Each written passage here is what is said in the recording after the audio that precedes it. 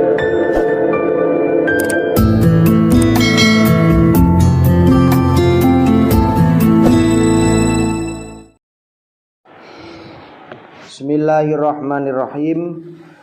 Babul awal, bab yang pertama yang kita bahas adalah darah haid, ya, darah haid. Nanti setelah kita bahas darah haid itu nanti pada bab berikutnya kita akan membahas tentang damul istihadah atau darah istihadah. Nah, ini nanti yang paling lama, ya, paling lama sekali di dalam pembahasan darah istihadah, karena dalam bab ini nanti memiliki subbab sebanyak 7 sub, ya.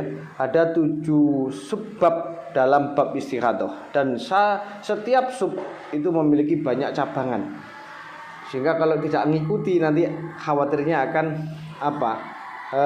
tidak paham, ya, tidak paham karena sudah terputus dari awal. Maka saya tekankan, saya sarankan supaya untuk hadir continue di dalam belajar ilmu haid ini. Saya dulu belajar ilmu haid itu hampir saya lakoni 4 bulan, dan itu hampir setiap hari, ya, privat saya. Padahal saya nggak mengalami kan, tapi saya mengantisipasi, ya, mengantisipasi pok menawa ben iku bojoku rapati paham. Ternyata betul, ya, ternyata betul. Jadi saya sering ngecek, mohon maaf ya, ngecek celana dalamnya istri saya ini sudah suci atau belum. Ini tugas saya itu, ya. Ini sudah suci, ya silakan mandi. Oh, ini belum, masih ada warna coklat atau flek-fleknya. Oh, ini masih belum, sedikit lagi karena masih berwarna kuning. Nah, gitu. Nah, tapi untuk sampean ini wajib, ya, wajib untuk belajar ilmu haid. Oke, yang pertama yang kita bahas adalah pengertian haid itu sendiri apa. Haid secara harfiah, secara lughawiyah atau secara bahasa itu memiliki makna mengalir. Oke, mengalir. Jadi apapun yang mengalir itu bisa dikatakan haid secara bahasa. Lu air itu mengalir, bisa dikatakan haid, tapi secara bahasa mengalir, secara bahasa mengalir. Kemudian secara istilah syar'i, yang kita kendaki di sini adalah darah yang dikeluarkan oleh seorang wanita melalui farji atau kewanitaannya, bukan karena faktor sakit dan juga bukan karena faktor melahirkan, serta wanita tersebut sudah mencapai usia haid dalam kurung hampir genap 9 tahun hijriah. Ini persisnya. Kalau yang kita pahami selama ini adalah perempuan itu minimal umur 9 tahun, ya. Padahal kita belum tahu 9 tahun itu yang dimaksud itu seperti apa. Yang dimaksud itu adalah 9 tahun bulan hijriah kurang sedikit. Nah, nanti kita bahas kurang sedikitnya itu berapa, ya. Andai kata nanti kurang sedikitnya ini memenuhi, ya, disebut atau dinamakan darah haid, maka walaupun kurang sedikit 9 tahun hijriah itu bisa dinamakan haid. Makanya bahasanya 9 tahun kurang sedikit atau hampir genap 9 tahun hijriah. Kenapa kok menggunakan standar hijriah? Karena antara hijriah dengan masehi dalam setiap tahunnya selisih antara 9 sampai 11 hari. Banyak mana? Ya banyak masehi. Karena hijriah itu kalau enggak 29 ya 30. Kalau masehi kan ada 30, ada 31, ada 28, ada berapa? 29. Sehingga dalam 1 tahun terpaut selisih 9 sampai 11 hari. Sehingga 9 tahun dengan standar masehi tidak bisa dijadikan sebagai ukuran di dalam menentukan minimal umur haid. Paham ya? Jadi yang dimaksud adalah tahun hijriyah. Kemudian jika darah yang dimaksud dikeluarkan oleh wanita yang belum mencapai usia di atas usia hampir genap 9 tahun Hijriah tadi, atau keluarnya dikarenakan adanya penyakit yang mengakibatkan keluarnya darah atau sebab baru saja ia melahirkan, maka semua darah tersebut tidak bisa dikatakan darah haid. Tidak bisa. Kalau ada orang yang baru melahirkan, ya, mengeluarkan darah, tidak bisa dikatakan darah haid, ya, nggak bisa. Tapi nanti di bab yang sudah jauh nanti, setelah melahirkan itu bisa saja ada kemungkinan darah haid.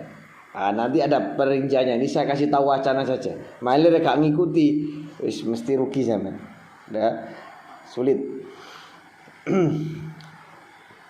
Kemudian keluarnya darah haid merupakan sifat kodratiyah wanita. Dia nggak bisa menolak. Karena itu adalah sifat kodratiyah wanita. Dan keberadaannya merupakan takdir Allah yang maha kuasa bagi sebagian besar wanita. Ya. Karena sudah dinas. Ya. Apa ada perempuan yang tidak mengalami menstruasi selama hidupnya? Ada. Ya. Tapi mungkin kalau dihitung sama manusia yang ada di dunia ini, mungkin dia minoritas. Ya, contohnya saja Sayyidah Fatimah Az-Zahra, ya, memang disucikan dari menstruasi. Ya, tapi Anda ini harus bersyukur, menstruasi itu merupakan proses pengeluaran darah kotor. Ini kalau dalam ilmu biologi itu kan sel-sel telur yang tidak terbawahi oleh sel sperma, tidak terbuai sehingga dia luluh, ya. Kemudian jadi darah kotor, ya. Itu nanti akan ada ceritanya, ya, sehingga turun ayat yas'alunaka anil mahid. Darah kotor itu, makanya nggak boleh dikumpuli, nggak boleh dekat-dekat itu, ya. Karena itu adalah darah kotor, kotoran yang keluar itu. Sehingga perempuan itu kalau menstruasi adalah proses pengeluaran kotoran. Kalau tidak ada apa-apa, tidak ada keadaan yang emergensi, yang penting sekali, jangan sekali-kali mengkonsumsi obat penunda haid. Itu bisa bahaya. Karena siklus darah itu yang seharusnya dia keluar pada saat itu, kemudian kalian kalian sumpel atau kalian konsumsi obat sehingga darah itu nggak bisa keluar, ada yang menahan, nah itu nanti malah jadi jadi bahaya, madorot bagi kita semua. Apapun yang menjadi kodratiyah kita dan apa yang menjadikan takdir Allah, itu semuanya pasti ada maslahannya, semua pasti ada manfaatnya. Rabbana ma khalaqta hadza batila subhanaka faqina adzabannar. Sampeyan kudu ngerti apa wae sing diciptakno kali Gusti Allah iku ora ana sing sia-sia, kabeh niku wonten manfaate. Rabbana ma khalaqta hadza batila, ora ana sing diciptakno pangeranku hadza batila, semuanya enggak ada yang diciptakan Allah itu tanpa ada kemanfaatan atau dikatakan sia-sia, itu enggak ada. Semuanya pasti ada manfaatnya. Jika manusia mau berpikir, mau berangan-angan, ya mau bertafakur sampai sedalamnya, itu nanti akan bisa menemukan. Kemudian Allah menciptakan ini dipikir, ya, mana gak oleh awake dhewe iki mikir zate Gusti Allah. Ki mikir ciptaane Gusti Allah iku repot. Gitu. Tafakkaru bi khalqillah wala tafakkaru bi dzatillah. Fikirkan yang diciptakan oleh Allah. Jangan sekali-kali kalian memikirkan zatnya Allah. Gak nutut untuk murid. Gitu. Gak nutut. Gusti Allah niku ndamel lamu. Kira-kira ono manfaatine apa mboten lamu niku? Mboten. Nggih. Buktine enek obat lamuk, buktine ana obat lamuk listrik, ana semprotan nyamuk. Ini kan termasuk kemanfaatan yang kembali kepada manusia. Sampai Gusti Allah iku nyiptano iblis niku lho nggih manfaat, ana manfaate. Lho napa manfaate Ustaz? Gusti Allah nyiptakno iblis sing macem-macem niku. Iblis nggak ada profesi semuanya. Punya spesialis masing-masing, enggak dokter tok sing spesialis. Iblis ku yo duwe spesialis. Ono iblis ku sing spesialis wudu, ku jenenge setan walhan. Lek enek wong wudu kok bolak-balik dibolan-baleni, bolak-balik ragu, bolak-balik syak mamang dibolan-baleni, iku berarti wis kena gangguan setan walhan. Lek waya salat, nggih, lek waya salat yo diganggu. Kapan sujud sujudnya disebuli karo setan, jenenge setan hanzab, iku spesialis salat. Spesialis gangguan salat ini. Ada lagi, ini yang biasanya mewabah ya pada teman-teman yang masih remaja. Ya, senengani pacaran, senengani janjian, senengani gandengan sampai ngelakoni zina. Itu adalah gangguan dari setan napa? Akwar, spesialis perzinaan. Itu setan akwar. Nggih. Mila aja sampai mau anggap jeneng-jeneng iku apik. Jenengmu sapa? Jenenge anakmu sapa? Muhammad Akwar. Oh, jenenge iblis kok digawe. Ketok itu apik Akwar, tapi ku spesialis perzinaan. Hanzab, ketoke apik bahasa Arab hanzab. Padahal itu setan spesialis pengganggu salat. Ana maneh setan ku sing biasane manggon ten gene omah-omah, jenenge setan dasim. Makane sampeyan nek mlebu omah ana ga ana wong tetep uluk salam assalamualaikum, assalamu alayna wa ala ibadillahi sholihin. Wis nyingkir kabeh dasim. Rusake rumah tangga, gegere rumah tangga, porak-porak kandha apa porak-poraknya rumah tangga. Rusake rumah tangga yo krana setan dasim. Kalau sing hati-hati. Iki kare setan-setan niku. Lan dieling-eling, kudu ngerti. Aja sampe gawe jenengku kleru jenenge iblis. Lan aja gampang niru jenenge artis.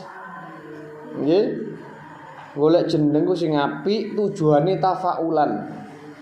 Nek apa rek lanang dijeneng Muhammad tafaulan ben ketularan nggih kalian sifate Kanjeng Nabi.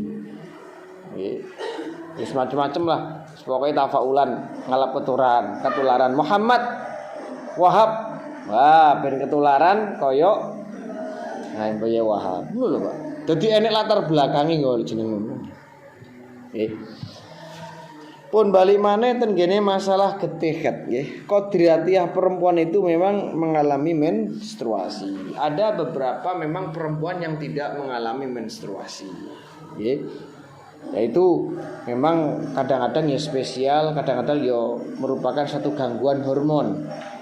Nggih. Sehingga kadang-kadang terhambat untuk bisa bisa mengalami hamil. Ya, bisa menghambat proses kehamilan. Rasulullah Shallallahu Alaihi Wasallam niku nanti dawuh, ingkang dipun ceritakan kalian Sayyidah Aisyah an Aisyah radhiyallahu anha qalat qala Rasulullah Shallallahu Alaihi Wasallam hadza syai'un katabahu Allahu ala banati Adam.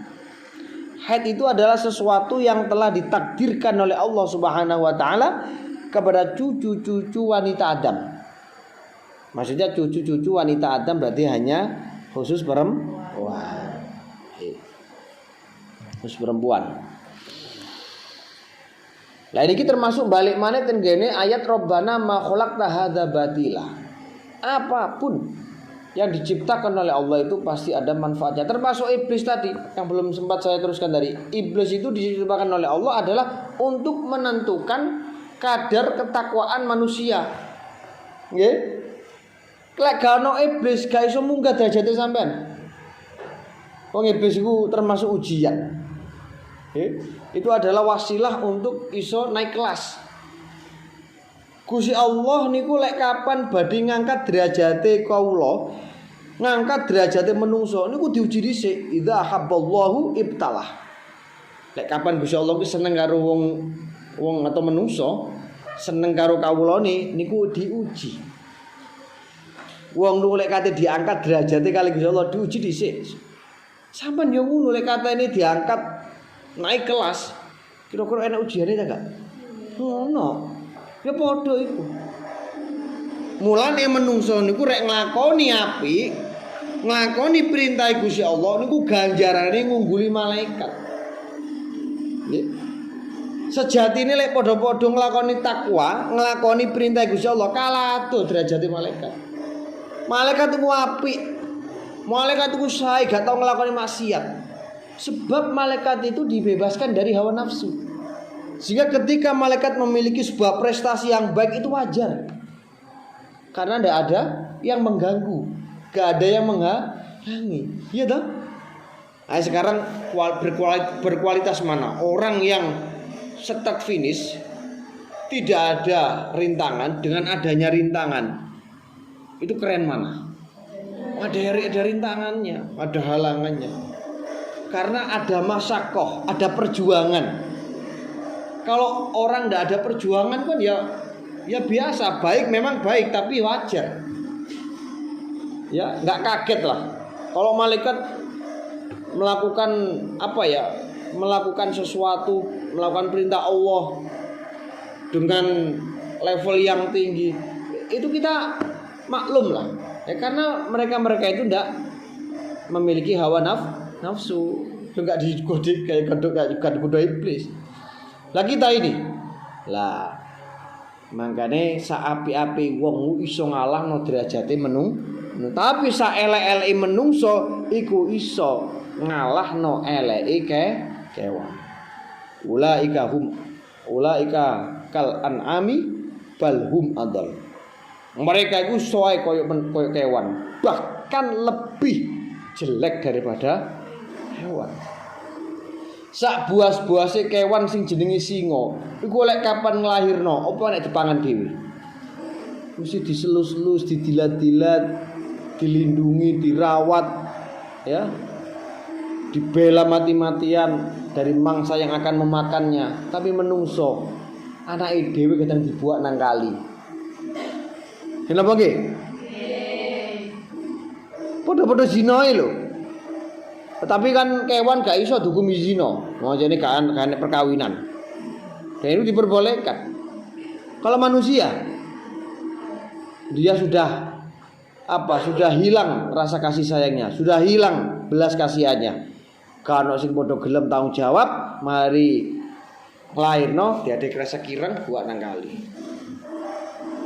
Dan ini sudah masuk pada jahiliyah versi kedua. Jahiliyah di zaman akhir itu lebih parah dan lebih sadis daripada jahiliyah zaman dahulu. Nek zaman jahiliyah rubiyen iku ya wis sadis, tapi ya gak sesadis jahiliyah yang datang di zaman akhir. Biyen cara di anak wedok itu kan ya malu, langsung dibendem mati kan. Tapi kan sekarang enggak, lebih sadis. Biar anak jadi kresek buat nang kali. Kadang si urip bengok-bengok dirubung laler, dirubung semut. Apakah lebih menyedihkan ini? Nah, ini kan merupakan jahiliyah versi terbaru itu, yang lebih parah dan lebih fatal gitu. Ya, hanya bertakwa di zaman akhir itu kualitasnya jauh lebih baik ya dari dulu-dulu yang rintangannya nggak begitu banyak lah. Kalau dulu kan kemaksiatan itu ya ada, cuma nggak semarak di zaman sekarang. Ya. Kehadiran darah-haid biasanya berlangsung setiap bulan sekali. dan diistilahkan sebagai tamu bulanan sampai pada batas usia tertentu, di mana wanita pada usia tersebut sudah tidak lagi mengalami haid, namanya menopause atau masa luas. Namun dalam hal ini tidak ada dalil yang memastikan adanya batas umur bagi berhentinya darah haid. Ingat, tidak ada batas umur yang jelas akan berhentinya darah haid. Walaupun perempuan itu sudah berumur 60 lebih, kalau dia masih mengeluarkan darah dan sesuai dengan ketentuan darah haid, maka tetap dia juga masih dikatakan aktif mengeluarkan darah haid. Itulah pengertian daripada haid secara lugawiyah dan secara istilahiyah.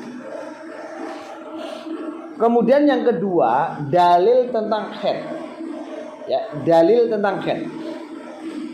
Manakala Rasulullah Shallallahu Alaihi Wasallam berusaha untuk menumbuh kembangkan, menyebarkan nilai-nilai Islam, dan ketika Islam itu mulai menyebar, mulai menguat dan bersemi di bumi damai. Bumi damai itu tanah haram. Kita mengetahui bahwa budaya dan peradaban saat itu masih jauh dari norma-norma susila dan fitrah manusia, ya, yang biasa disebut sebagai zaman jahiliyah. Terbukti orang yang mengalami haid itu dianggap hal yang hina, ya, hal yang naif dan membawa sial. Ini adalah peradaban di zaman jahiliyah. Sehingga wanita yang sedang mengalami haid itu dilarang untuk duduk satu meja, untuk sekedar makan, minum tidak boleh. Mereka juga dilarang tidur satu ranjang dalam satu rumah, melainkan dia harus minggat, angkat kaki dari rumah. Itu adalah wanita-wanita yang hidup di masa kaum Yahudi. Jadi di masa kaum Yahudi itu orang-orang, khususnya perempuan itu kalau sedang mengalami menstruasi, maka seketika itu dia harus angkat kaki dari rumah. Gak boleh sekedar makan aja, tidak boleh. Apalagi tidur dalam satu ranjang, tidak boleh. Hina sekali perempuan dulu itu, ya. Kemudian sebaliknya orang-orang Nasrani itu malah beranggapan bahwa darah haid itu bukanlah kotoran, sehingga tanpa rasa peduli mereka bebas leluasa memperlakukan istrinya, menggauli istrinya walaupun mereka dalam keadaan menstruasi.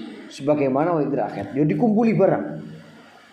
Buka jijik nono, itu wayah haid kok jadi garap ya. Itu Nasrani. Sing situ kenemenan terlalu ekstrim di dalam menjauhi sampai digongkon minggat. Sing Nasrani ora tambah kenemenan oleh cedek sampai digarap digauli dalam keadaan menstruasi. Makanya perempuan dulu itu kayak tidak ada harganya. Maka bersyukur sekali kalian hidup di zaman umatnya Nabiullah Muhammad Sallallahu Alaihi Wasallam. Itu sangat beruntung sekali. Karena dulu konon katanya di zaman jahiliyah itu kalau ada perempuan dilamar laki-laki itu nggak hanya sekedar dilamar, ya, nggak hanya sekedar dilamar. Dia dilamar itu sekaligus juga dikumpuli. Ya, misalkan dia sudah dilamar oleh orang laki-laki sebanyak 10 lah, dah lamar langsung praktek di kamar. Lamar langsung praktek di kamar. Kalau dia sudah hamil, maka stop, berhenti. Tunggu sampai dia melahirkan. Kalau dia sudah melahirkan, bayinya ini mirip siapa di antara 10 pelamar tadi? Kalau misalkan mirip dengan yang kedua, maka dialah yang layak menjadi suaminya perempuan tersebut. Enak kan? Sing enak lanang. Ya, tapi itu memang di zaman jahiliyah sebelum bi'satur rasul, sebelum diutusnya Rasulullah sallallahu alaihi wasallam. Sehingga pada saat Rasulullah sallallahu alaihi wasallam itu diutus oleh Allah, ya, dijadikan rasul, dijadikan utusan, maka kemudian kaum-kaum perempuan yang awalnya ditindas, yang awalnya dihina, yang awalnya diinjak-injak, ya, mulai saat itulah Rasulullah mengangkat derajatnya wanita setinggi-tingginya dengan beberapa macam sabdanya, yang diantaranya adalah al-jannah tahta aqdamil ummahat. Surga itu berada di telapak kaki. Itu adalah bentuk upaya Rasulullah Shallallahu Alaihi Wasallam mengangkat derajatnya seorang wanita dengan setinggi-tinggi. Kalau nak ceritanya sama goli hadis surga dengan ini telapak sikile bapak itu kau no, masih ibu. Kenapa boy? Enggak. Sampai-sampai ketika ada sahabat tanya, ya Rasulullah, siapakah manusia yang paling aku muliakan di dunia ini? Siapa? Ibu. Siapa lagi?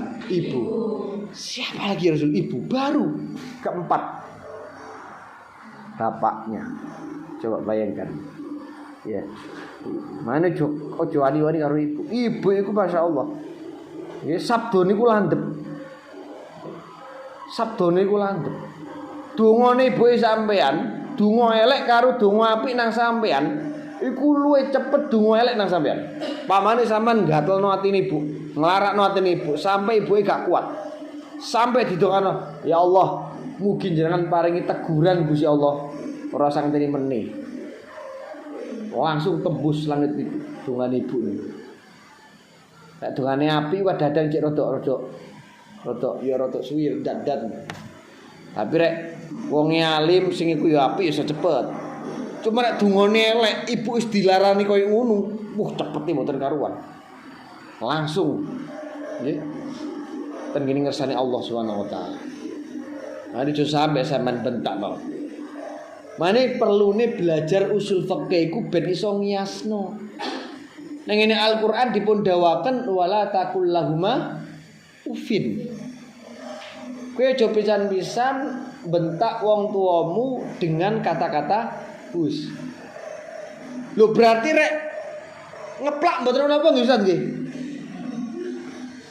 Lah teng gone Quran mboten enten bahasa ngeplak. Niku wong bento berarti. Makanya anak-anak ilmu usul fikih ada pengkiasan. Tapi dengan hissus salimah, ada logika yang selamat atau akal yang sehat, orang itu pasti akan bisa berpikir kan. Lah wong muni gusta lho ora oleh apa meneh. Gak tau ngirimi duit wong tuane sampai wong tuane kelaran-kelaran atine. Ya termasuk bagian dari ufin. Gitu. Nglarakno atine wong. Jadi bukan masalah tekstualnya, tapi yang menjadi mahalus syahidnya, yang menjadi intinya adalah masalah idzanya. Apa idza itu? Ngelarani wong tuwa. Sing diharam niku nglarani wong tuwa. Lah ya apa Ustaz, wong tuwa kula niki pun sedo, kula niki dereng sampe tobat, dereng sampe njaluk sepuro. Pripun carane? Dongakno wong tuwa. Dongakno. Insyaallah iku iso dadi penebus dosa sampean tengene wong tuwa. Pimane wis mati. Carane satu-satunya yaitu didoakan. Kita nggih. Ini napa hati-hati. Pomone sampean santri, kudu ana perkembangan, kudu ana bedane nalika biyen durung nyantri saiki nyantri. Biasane arek-arek pondok iku mulai iku isin-isinan, mulai kadang gengsi-gengsian, kadang minder-minderan. Sampean mulai iku biasa. Mulai gumbul ambek kancane biyen. Yo nang ngene masjid, wae yasinan yo melok yasinan, wae tibane kok biyen pancet, sing apik-apik tapi dilakoni. Ora kok terus mari te pondok, nggih to? Angkrem nang ngene kamar ambek ngene. Sampai-sampai dikon tuku ibuke apa wis gak gelem. Gak oleh. Nduk tukono LPG budal. Nduk tukono mrica budal. Orang yang melihat itu akan pasti mengacungi jempol. Saman dhewe sebane minder. Kula biyen niku nggih ngoten. Nggih. Mari mondong ya langsung dulinan mber arek. Wayahe blonjo ya blonjo, wayahe kora-kora ya kora-kora. Gitu. Itu enggak apa ya? Hal-hal seperti itu enggak akan bisa menurunkan derajat Anda, justru akan mengangkat derajat Anda. Begitu. Nggih, dieling-eling. Mulai ojo angker. Nggih, tunjukkan kepada masyarakat bahwa kalian sudah punya perubahan yang baik, perubahan yang positif. Nggih, sing dulune elek saiki digenti apik, sing biyen gak tau gelem dikongkon ibuke, saiki gelem dikongkon ibuke. Sing biyen gak tau gelem tibaan, saiki gelem tibaan. Mimpin bisa. Itu tunjukkan jati diri. Nah sekali lagi, laisal fata ayyakula hadza abi, bukanlah pemuda atau pemudi yang sejati dia yang selalu mengunggulkan orang tuanya. Oh bapakku lho kiai, oh bapakku lho pendiri pondok, sapa sing takon. Bukan orang tua yang ditunjukkan, tapi jati diri kita. Laisal fata ayyakula hadza abi, bukanlah pemuda yang baik dan bukanlah pemuda yang sejati dia yang selalu membanggakan orang tua. Tunjukkan diri Anda. Walaupun Anda bukan dari nasab kiai, bukan dari nasab habib, tapi Anda harus bisa mengukir diri Anda untuk menjadi nasab yang baik. Paham ya? Jadi Anda itu berjuang untuk membuat nasab yang baik. Jangan menggantungkan nasab Anda yang baik, tapi jadilah Anda itu dan pembuat nasab yang baik. Pendiri pondok pesantren Lirboyo, Mbah Abdul Karim itu adalah dari anak orang biasa. Ini bapaknya petani, boyo biasa, wong desa keso-keso ngoten. Tapi dadi wong sing luar biasa. Kata beliau dalam buku Tiga Tokoh Lirboyo, prinsip beliau adalah tiada nasab, ilmu pun jadi. Begitu. Jadi walaupun tidak ada nasab, ya jangan gengsi, jangan minder, ya, terus berjuang, ya, dan tunjukkan Anda itu bisa. Kemudian kembali dari masalah latar belakang tentang perempuan yang mengalami menstruasi, terjadilah pelaporan ketika orang-orang Nasrani itu mengumpuli istrinya dalam keadaan menstruasi. Ada beberapa sahabat yang melaporkan kejadian ini kepada Rasulullah SAW mengenai hakikat dan hukum darah haid sesuai dengan ajaran Islam. Kemudian turunlah ayat, ya, surat Al-Baqarah ayat 222 yang menjelaskan tentang perihal haid, yang berbunyi wa yas'alunaka 'anil mahid qul huwa adzan fa'tazilun nisaa fil mahid wa la taqrabuhunna hatta yathurn fa idza tatahharna fa'tuhunna min haitsu amarakumullah innallaha yuhibbut tawwabina wa yuhibbul mutatahhirin. Ikan tanya kepada Muhammad, wahai Muhammad, ya, mereka bertanya kepada tentang haid, katakanlah Muhammad bahwa haid itu adalah kotoran. Oleh sebab itu hendaklah mereka menjauhkan diri dari wanita di waktu atau di masa dia haid. Dan jangan sekali-kali kalian mendekati mereka sebelum mereka bersuci. Mendekati itu bukan berarti secara apa? Secara tekstual. Mendekati itu maksudnya mengumpuli, ya, menggaulinya. Quran itu memang begitu. Banyak sekali yang menggunakan bahasa majas dan makna itu kontekstual bukan tekstual, ya. Apa mereka telah suci, maka campurilah mereka di tempat yang telah diperintahkan oleh Allah Subhanahu wa taala kepadamu. Sesungguhnya Allah menyukai orang-orang yang bertaubat dan mensucikan diri. Ya ini. Ya. Dan sebagai mukadimah yang terakhir, hukum mempelajari ilmu haid, ya, perlu diketahui bahwa belajar ilmu haid antara laki-laki dan perempuan itu tidak sama. Kalau bagi perempuan mempelajari ilmu haid hukumnya adalah fardhu ain. Jadi setiap individu itu wajib belajar belajar ilmu haid. Kemudian belajar ilmu yang berkaitan dengan istihadah. Belajar ilmu yang berkaitan dengan nifas. Sebagaimana sang suami yang mengerti tentang haid wajib nanti mengajari. Kalau istrinya tidak paham, kalau istrinya itu tidak ngerti masalah haid, maka ini nanti menjadi kewajiban bagi suami untuk mengajari istrinya yang membutuhkan ilmu tersebut. Nah, jika sang suami itu tidak bisa juga, tidak paham tentang ilmu haid, ya, tidak bisa, maka dia nanti wajib belajar kepada orang lain dan ilmunya diajarkan kepada istri. Kalau dia tidak mau, maka jangan sekali-kali melarang istri untuk belajar keluar dari rumah mempelajari ilmu haid, ya, privat lah ini. Hal ini mengingatkan begitu kompleksnya pembahasan mengenai haid, nifas dan istihadah, serta masalah-masalah yang berhubungan dengannya yang seringkali bersentuhan langsung dengan rutinitas ibadah sholat, rutinitas ibadah puasa.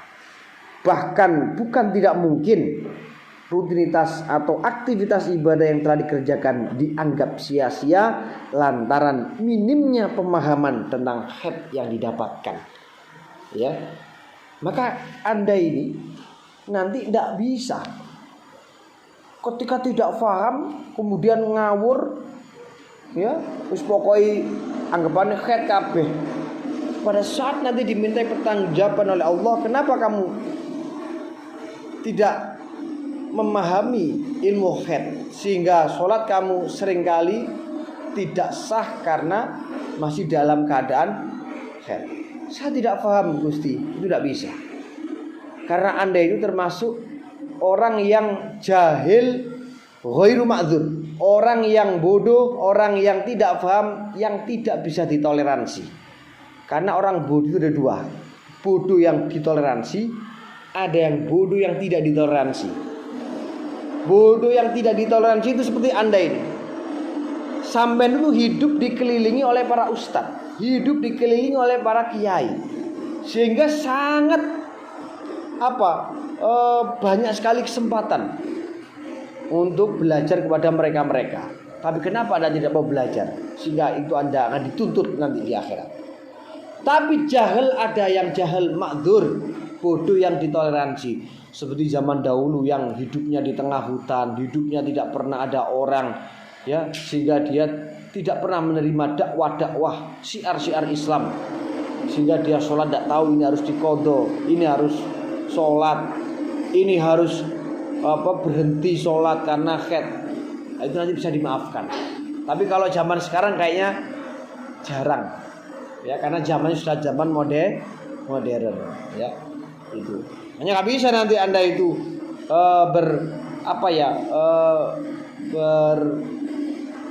berbeda pendapat, bukan berpendapat, mempertahankan pendapat Anda tidak bisa. Misalkan ditanya malaikat saya tidak tahu, loh Anda itu hidup di mana? Hidup saya di tambak beras, itu akeh santri kok, akeh kiai, lalu apa ben gak jumtako. Lah, itu namanya jahil yang tidak ditoleran. Terlebih lagi sangatlah tidak tepat sebuah filosofi yang menyatakan bahwa haid itu adalah darah dan darah itu juga adalah haid. Tidak bisa. Oleh karena itu tidak semua darah yang dikeluarkan oleh wanita itu dihukumi haid, melainkan ada kalanya haid, melainkan ada istihadah, dan ada kalanya darah nifas. Yang kesemuanya mempunyai ketentuan dan implikasi hukum yang tersendiri. Dan ini sebagai catatan saja, selain wanita, perempuan dari golongan manusia, ternyata ada beberapa hayawan yang juga mengalami haid, tapi bukan haid secara istilahi, ya.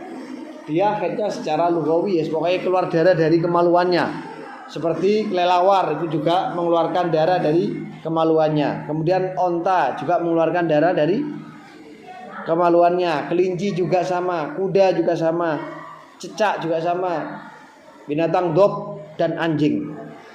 Namun ketujuh binatang di atas dikatakan haid hanya dalam sisi bahasa, dalam segi lugawiyahnya saja.